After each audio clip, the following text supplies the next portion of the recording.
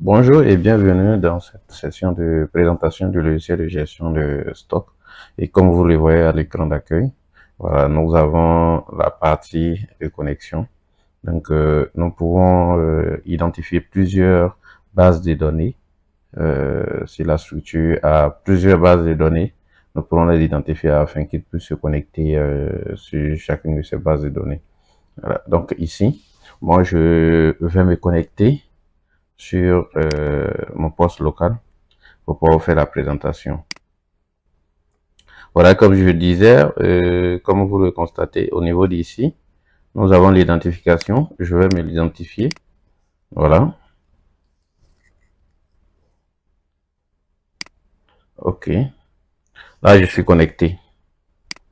Comme vous le constatez, c'est l'interface d'accueil du logiciel. Voilà.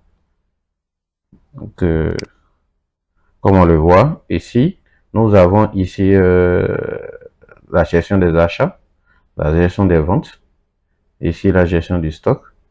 Ici, nous avons la trésorerie et la comptabilité qui vient d'être intégrée à la version 7. Okay. Donc, comme vous le constatez, je vais commencer par les clients. D'abord, les entreprises, nous allons paramétrer les informations de l'entreprise. Ensuite, les articles.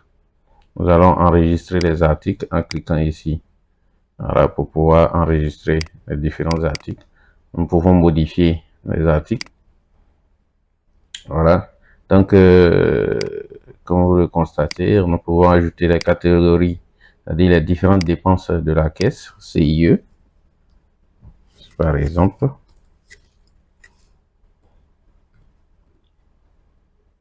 SODECI. On pourrait mettre facture d'eau, facture d'électricité, voilà. Ensuite, nous pourrons mettre ici les catégories de la caisse, comme on l'avait dit. Nous pourrons ajouter aussi la gestion de la billetterie, voilà, pour pouvoir faire la billetterie si on le veut. Ici, nous pourrons faire, comme on le voit, la connexion, ainsi de suite. Ensuite, ici, nous avons les clients, voilà, où nous pourrons ajouter autant de clients que nous le souhaitons. Ensuite, nous pourrons ajouter des comptes à un client. Par exemple, au niveau d'ici, voilà, je pourrais cliquer là, créer maintenant compte à un client. Donc, en sélectionnant un client, il me donne la possibilité de pouvoir trouver, voilà, pour pouvoir créer le compte du client. Donc, il y a un compte qui sera associé au client où je pourrais faire sa gestion des avances, des paiements sur son compte en fait, des dépôts, des retraits, voilà. Et nous pourrons voir les détails de ce compte-là au niveau d'ici pour toutes les transactions qui ont été réalisées. Voilà. Donc, nous avons ici.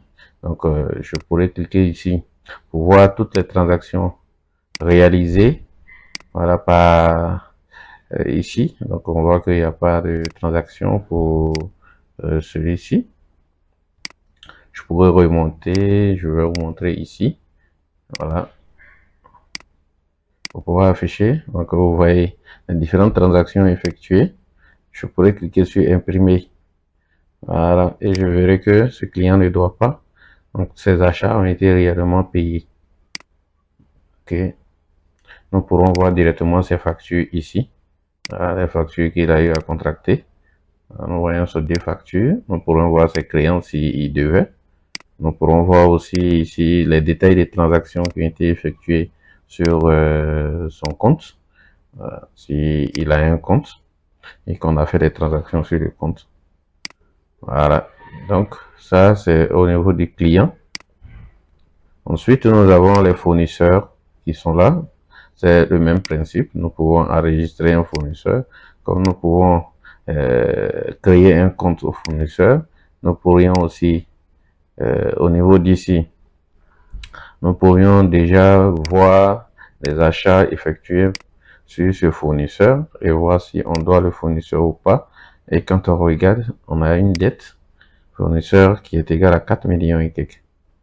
Voilà, comme vous le constatez, une dette qui équivaut à 4 millions 259 pour ce fournisseur. Voilà. Donc, ça, c'était la partie du fournisseur, voilà, comme on l'a constaté. Donc, pour la prochaine section, nous verrons au niveau des achats. Donc, je vais vous présenter l'achat. Voilà. Merci et à très bientôt.